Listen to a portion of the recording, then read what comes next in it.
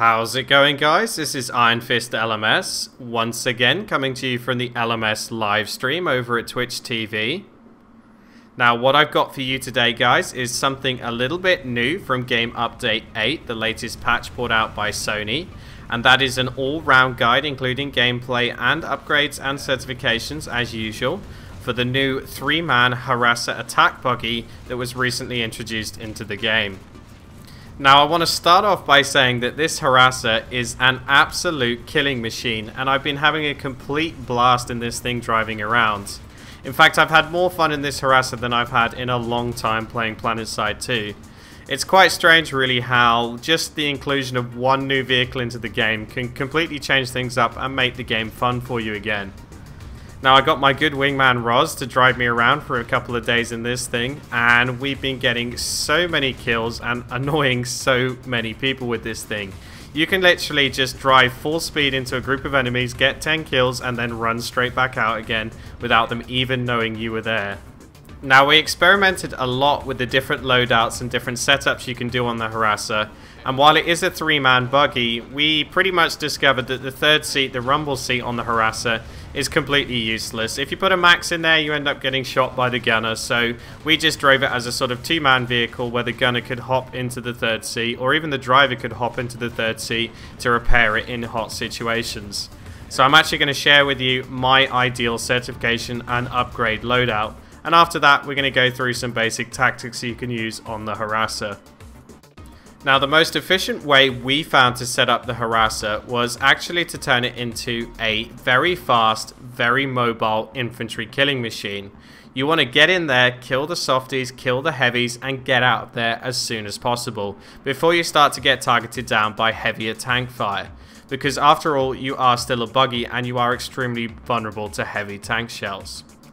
Now, as usual in these guides, I'm not going to discuss the luxury certifications such as cooldown timer. You guys can go ahead and invest in those once you have more spare cert points to spend. Now, for the first slot, the utility slot, I found that the turbo boost for the Harasser works the best for this style of play. It's the equivalent of the afterburner for the aircraft and gives your Harasser a huge boost in speed for a small period of time. And the main advantage of this is it allows you to accelerate from standing, very, very quickly. You can get out of bad situations in the blink of an eye. It's especially useful for when you're a bad driver like me and you're constantly getting stuck on terrain and scenery and you need to boost out of there from a standing position all the time.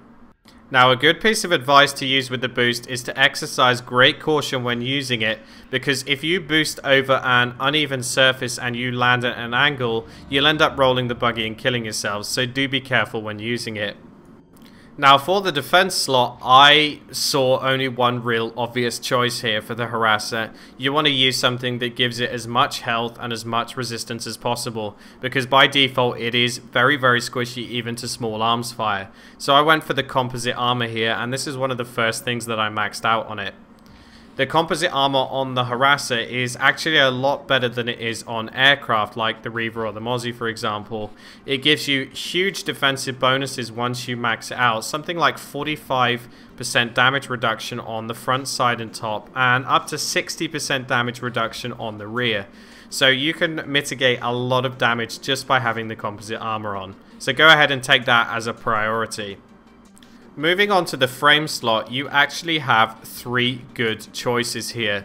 There is definitely not a clear winner out of these 3, and it was a hard decision for me to make.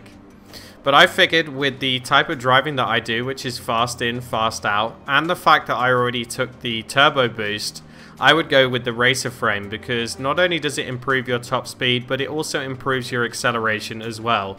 So when you combine the two things together, the boost and the racer frame, it turns your Harasser into an extremely, extremely fast go-kart with a gun on top. You can go ahead and mess around with these frames in the VR training area, but for my style of driving, I preferred the racer frame the best. Now, there's been a lot of talk about which of the weapons on the Harasser is the best to use, and I even heard that they'll be bringing in Empire-specific weapons. But for now, I'm going with the tried and tested Fury grenade launcher. Now, I have heard a lot of things, a lot of rumors on the forums and from the test server build that the Fury is going to get nerfed. And I probably agree with it because the Fury is way too good in its current state. So I'm going to go ahead and use the crap out of it and get as many cert points before they nerf it as possible. Now, in terms of upgrades for the Fury, one of the most important things and what you want to take first is the maximum ammo capacity.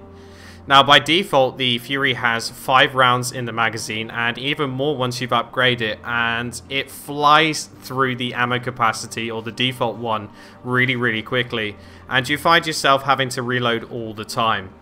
And for some strange reason, the Fury is extremely slow at taking ammo from ammo towers, so you want to get into the maximum ammo capacity as soon as possible. Now, the first 3 or 4 levels of this are fairly cheap on your cert points, so definitely grab those first. You also probably want to get some sort of optics for it, either the night vision or the thermal, depending on which one you prefer. It's personal choice right there.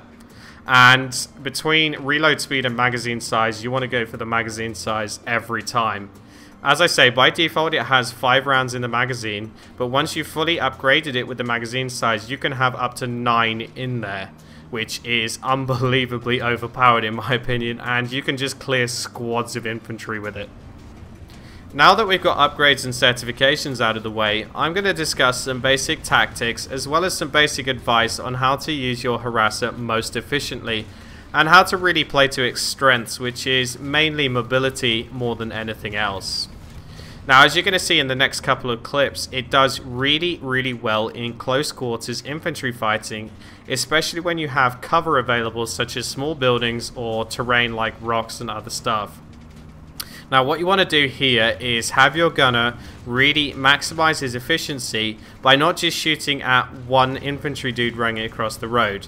Save your bullets, save your reload for groups of infantry. As you fly past, you can unload up to 9 rounds in their face and then reload as you go around the corner. So don't waste all your ammo trying to hit one cloaker or one light assault that's running across the road and then regret it 2 seconds later when you go around the corner and there's 20 infantry bunched up but you're reloading and you can't shoot them.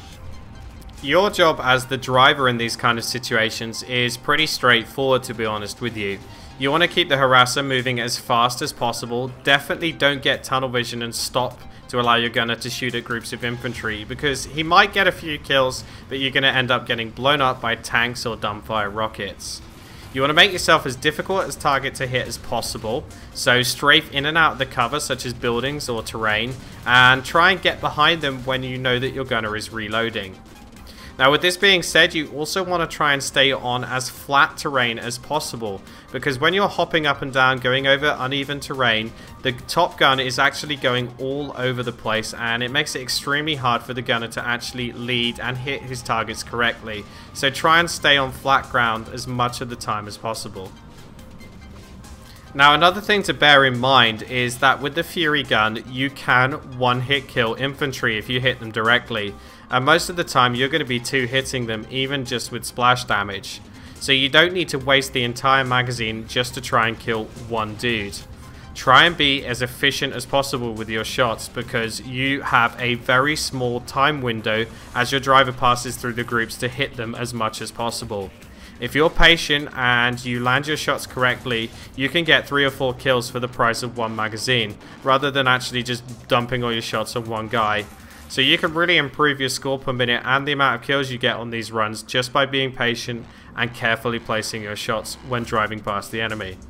So to summarize all of that information I've just given you, make sure that your driver stays nice and mobile, nice and fast, that he doesn't stop to try and allow the gunner to get easy kills, because more often than not that's going to get you killed more than it actually lets you kill the enemy. So stay nice and quick and use the terrain to your advantage. Dodge in and out of buildings, squeeze through tight spaces that tanks and other bigger vehicles couldn't get through, and use it to your advantage. Now, you can also use these buildings to break lock-on rockets as well, because using this build you're not going to have any IR smoke or flares, so you are quite vulnerable to enemies with lock-on launchers in open terrain. As the gunner, as I say, make sure that you're nice and efficient with your shots, and you save your full reload for when you find groups of infantry bunched up, because that's going to maximize your score per minute and the amount of kills you can get. Now, the last thing I want to show you guys is actually something pretty funny, which we found out about by complete mistake. And that is, of course, the fact that harassers can drive into most, if not all, buildings in Planetside 2. Now this is mainly because the Harasser wheels on the outside of the body don't actually count as any sort of a solid hitbox, so you can sort of just squeeze the main body of the Harasser through most doorways. If you have any trouble getting into the building, usually just using the boost ability and driving in a straight line through the doorway will allow you to get inside. Now of course SOE are probably going to patch this out of the game in the next major game update, so if you want to use this and have some fun, make sure you do so before they patch the game, because believe me, we've had so much fun doing this. And not only the fact that you get a lot of kills doing it, but it's great to see the look, well, the imaginary look on the enemies' faces as they run inside and see a Harasser in their face. Now the best place we found for doing this is actually inside main base, especially tech plant SCU rooms. Mainly because you have the nice second floor up here which you can get the Harasser onto, and you can shell down and have vision on the 3 doors below. Now obviously you are a bit vulnerable to, you know, rear attacks from behind, which is why you can see me here sort of flicking the gun in between front and back, making sure that nobody's coming up behind us with C4, because that's really your main threat. Now as you can see here, we're close to arming the SCU generator to explode, so there's lots of enemies coming in and out of the room, and every magazine I fire is getting at least 3 or 4 kills right here. Now as you can see, you can easily get overrun, because obviously if they're rushing you from 3 different directions and they're firing rocket launchers at you, you can make a mistake and end up letting a light assault or a heavy get up behind you with C4, which is I think exactly what happens at the end of this clip. But in the end we did manage to get probably about 30 or 40 kills in the space of 5 minutes while in the SCU room. So that just about wraps up my guide for the Harasser. Thank you all very much for watching this video. I really do appreciate it. If you liked the video, make sure you remember to subscribe to my channel, as I put out a lot of Planetside 2 content. And if you do have any comments, suggestions, or even ideas for future videos, do let me know in the comment section below. Until next time guys, take it easy and have a good one.